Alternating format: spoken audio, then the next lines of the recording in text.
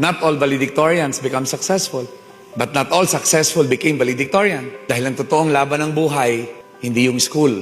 Ang totoong laban ng buhay, yung mas malaking mundo na naghihintay sa'yo. At tandaan nyo, sa mundong yon, hindi lamang pagalingan. Sa mundong yon, pabaitan. Pagalingang makisama at pagalingang magpaunlad ng sarili. Dahil hindi siya masaya kung pareho siya ng taong natulog kagabi paggising niya. Ang totoong hamon ng buhay, paano ka mas magiging magaling dun sa ikaw na natulog kagabi. Kung mamayang gabi, ibababad mo ang utak mo sa negatibong mga bagay sa paligid mo, gigising kang lutong-luto sa pagiging negative.